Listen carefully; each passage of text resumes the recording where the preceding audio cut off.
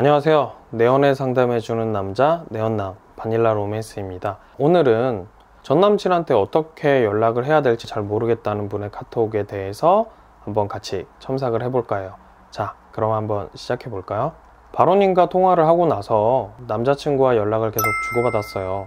남자친구의 반응은 시큰둥하고 단답을 하기도 했고요. 그리고 오늘 원래는 만나기로 했었는데 갑자기 연락이 와서 회식이 생겼다고, 오늘 못 볼 것 같다고 하더라고요. 일단은 괜찮은 척 다음에 보기로 하긴 했는데 이런 식으로 자꾸 약속에 밀려나는 건 좋지 않은 거 아닌가요?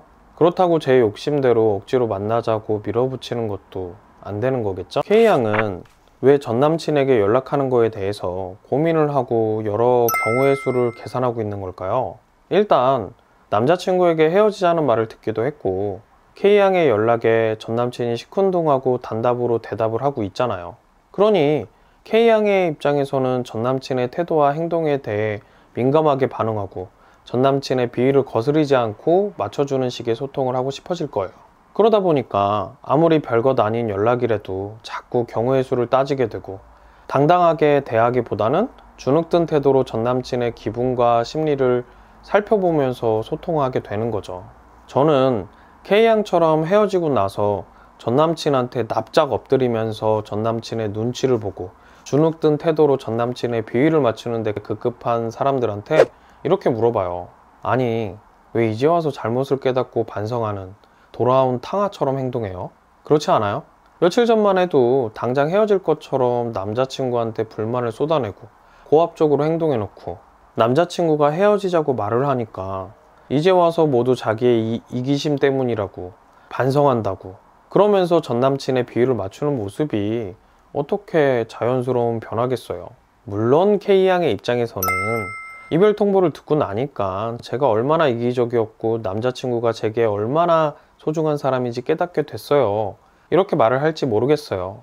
근데 K양의 변화는 남자친구의 소중함을 깨닫고 자신의 잘못을 반성해서가 아니에요.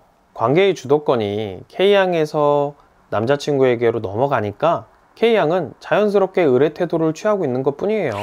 이래서 아들러가 어떠한 상황에서도 타인과 의식적으로는 동등해야 한다고 말을 했어요. 관계의 주도권에 따라 태도를 바꾸면 끊임없이 주도권 다툼을 할 수밖에 없거든요. 헤어지기 전 남자친구가 K양의 갖은 악행들을 견딘 건 그만큼 K양을 사랑해서가 아니라 K양과의 관계에서 자신이 얻는 게 있고 또 관계의 주도권이 K양에게 있다고 느꼈기 때문이에요. 지금 K양이 스스로 의를 자처하는 것처럼요. 이 악순환에서 벗어나고 싶다면 K양이 해야 되는 건 아들러의 말처럼 상대와 의식적으로 동등하다고 생각하면서 느끼고 소통을 해야 돼요. 주도권이 어디에 있는지를 따지면서 머리를 굴리고 비위를 맞춰주는 식이 아니고요. 만약 제가 K양의 상황이었다면 저는 회식이 있다는 상대방한테 괜찮은 척 알았다고 하기보다는 그래? 그러면 어쩔 수 없지. 근데 나 이따가 강남에서 일정 있는데 혹시 시간 맞으면 내가 픽업해 줄게. 택시비는 집 앞 포차에서 우동에 소주 어때? 괜찮아? 전 이렇게 말할 것 같아요. 상대가 거절을 해도 한 번 더 제안을 해보라는 게 아니라 헤어졌다고 해서 연락을 못할 이유도 없고 보기로 했다가 상대의 일정으로 틀어졌으니까 내 입장에서 또 다른 제안을 할 수도 있는 거잖아요. K양과 저의 차이는 단지 어떤 멘트를 하느냐가 아니에요. 우리의 차이는 헤어진 연인을 바라보는 시각의 차이예요. K양은 전남친을 비위를 맞춰줘야 하는 갑으로 본다면 저는 서로의 문제로 안타깝게 헤어졌지만 그래도 좋은 사람, 그리고 나와 동등한 사람으로 보는 거죠.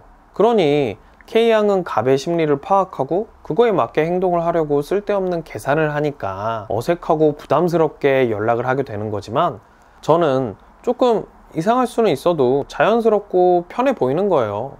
갑이 을을 찍어 누르면서 갑을 관계가 만들어지는 게 아니에요.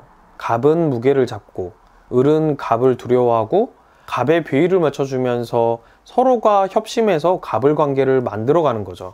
이런 악순환에서 벗어나고 싶어요? 그러면 비위를 맞춰주는 법이 아니라 K양이 스스로 을을 자처하는 것부터 그만해요. 그리고 남자친구를 비위를 맞춰줘야 하는 대상이 아니라 K양과 동등한 사람임을 명심하고 그리고 가볍고 편하게 소통을 하면 돼요. 그러면 세 줄 요약으로 끝낼게요. 첫 번째, 헤어지고 반성을 하는 건 대개 주도권이 넘어갔기 때문이다. 두 번째, 주도권에 따라 태도를 바꿔버릇하면 만나는 내내 주도권 다툼을 할 수밖에 없다. 세 번째, 비위를 맞추려고 하지 말고 동등하게 소통해라. K양, 힘들겠지만 힘내요.